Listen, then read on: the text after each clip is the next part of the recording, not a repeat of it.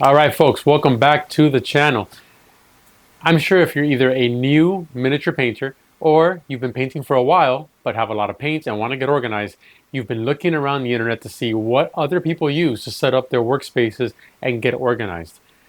What you'll probably find in a lot of cases is that the IKEA ALEX drawer system or the IKEA ALEX drawers seem to be really popular. They're going to show up in all your YouTube feeds and probably all your Instagram feeds as a very common desk that people use to organize their hobby areas.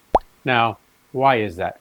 Well, the IKEA ALEX desk or drawer system has a few benefits. It's easy to set up, it's easy to build, it's for the most part fairly inexpensive, and it has a lot of shallow drawers, and that's really the key.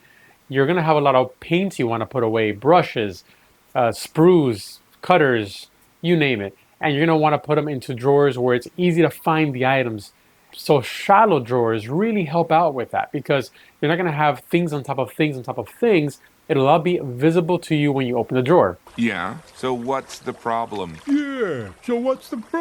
That said, these drawers have a very particular problem with them that I personally have been experiencing on my own setup, and I have kind of racked my brain trying to find a solution for. Now, what you'll probably see in most of these videos, most of these images, is that the back 6 or 7 inches just are this no man's land of where paints go to die, basically, because anything you put back there, you will not be able to find when you need it because it's hidden in the back of that drawer, and it's really tough to reach. So if you have stuff in the front side of that drawer now, reaching anything in the back and pulling it to the front to access it is nearly impossible. So what led to this decision to do something about these last 7 inches of drawer that are useless? Well, after the probably 4th or 5th time I stuck my hand back in there to pull a bottle of paint out to see what colors I had available and knocked over a bottle of contrast inks. It seems to always be the contrast paint, the non-oil, isn't it? It's always the non-oil that gets knocked over. But knocked it over, made a mess, cleaned it up, and I said, you know what? I'm really just done with having this space back here that's useless. I'm going to find a solution for this, and I'm going to try to make something that maybe is useful not just for me, but for other people. So the YouTube channels I found have tackled this in a myriad of different ways. The most common method I found was to purchase from the hardware store some slats or some molding and creating some type of slanted system in the drawer where the paints could all sit at an angle. That way they're all easily visible when you open the drawer. And that is a great solution for the paints themselves. It leans them back, gives them a 45-degree angle. They're all visible when you open the drawer. You're not just seeing the tops of all the paints. Fantastic. The only problem is it doesn't address the same 7 inches in the back of the drawer. You'll notice in all those videos, I want to say almost every single one, the molding and everything is in the front of the drawer, and it's great, and it looks fantastic, and it's organized, and it is chef's kiss. But then you notice that the back of the drawer is still abandoned, basically. And there's nothing put in that drawer towards the last 6 or 7 inches because you won't be able to get it out when you need it.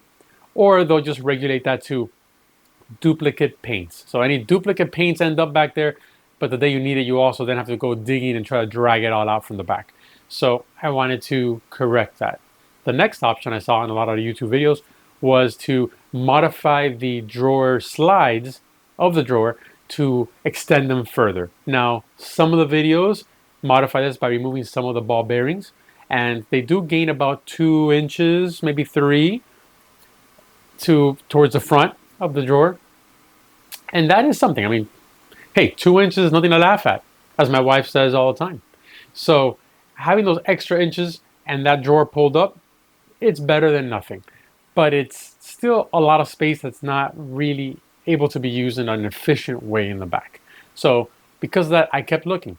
The next option I found was situations where they add a rubber band or something to allow the drawer to fall out further, or they remove a lot of ball bearings to let it come all the way out of the drawer system, the slide, and almost come to the point where it's completely out of the unit.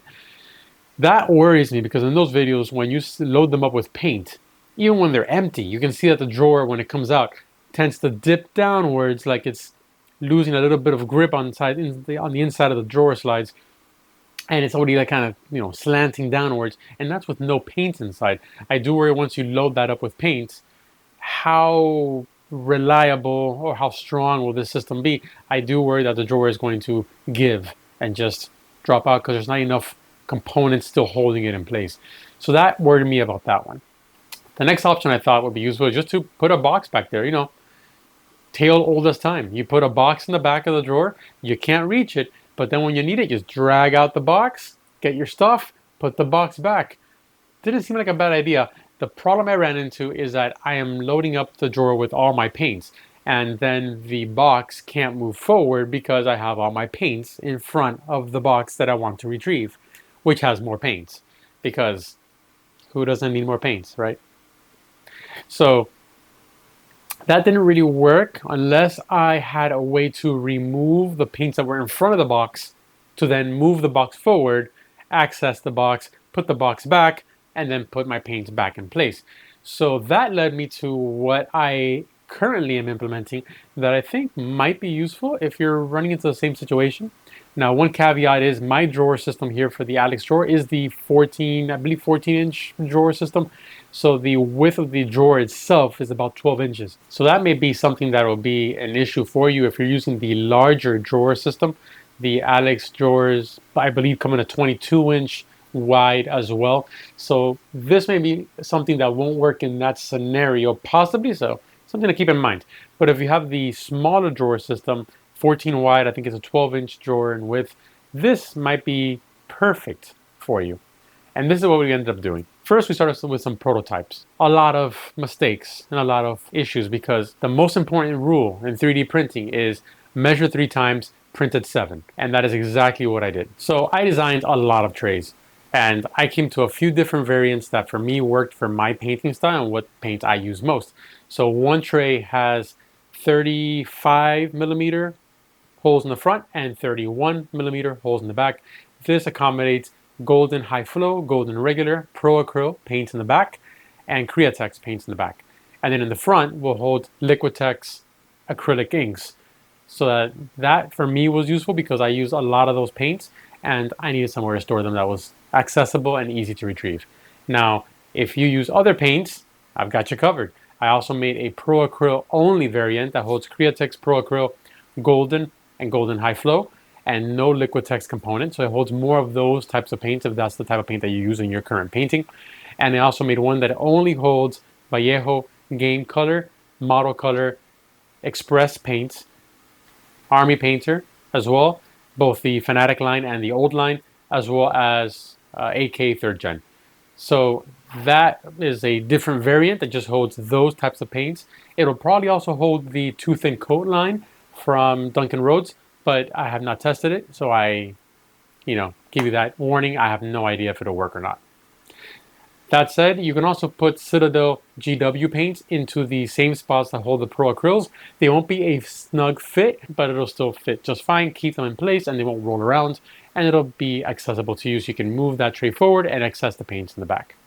So this whole entire tray just sits in the drawer, flush with the drawer, and then scoots back, allowing the other tray to sit in front.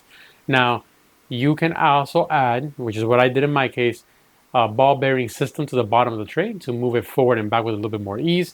But do keep in mind that adds some height to your tray. So if you have very tall bottles, that could be an issue.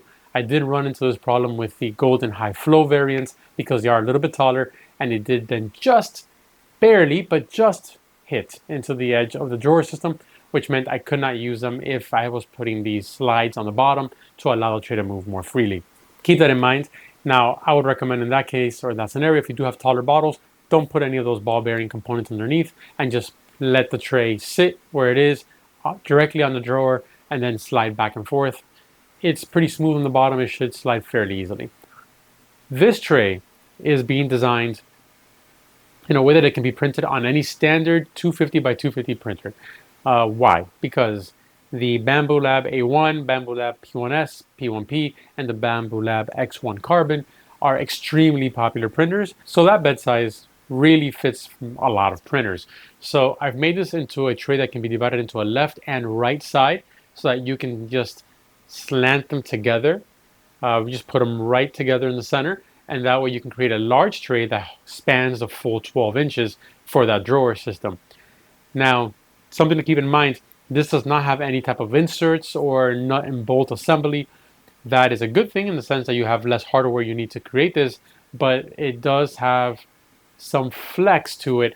My solution to that was super glue. Super gluing one of the sides, then sliding them together and letting it dry. And after that, honestly, this thing seems very robust. To be honest, I used it without super glue and it held fine. All my paints were loaded onto it, and I was able to use the handles and lift it out of the drawer and place it back, and I had no issues, and it did not flex. The weight of the paints actually seems to lock those trays in even better. So I didn't have any issues with that.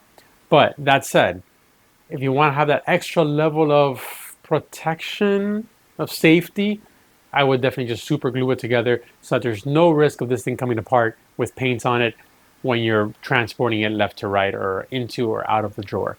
I think they're real usable, they're practical, and I think they have a lot of potential for users that maybe are looking to organize their space because they keep buying paints, because paints are awesome and they can't stop, and they're going to many meetings to try to curb their addiction and it is not working. I don't know if that's you, maybe just me. Maybe just me. Thank you for checking out the content. I really appreciate it. If you can drop a like and subscribe, that would be fantastic. It keeps us here making content for you. And when I say us, I mean me, because there's no one else here. I would appreciate any of those likes and subscribes you can spare. Toss them down in my way. They are the currency of YouTube, and they do mean a lot to me. So that said, thank you for checking out the channel. I hope this was useful. I will see you on the next one. Until then, keep on printing. Take care. Have a good one.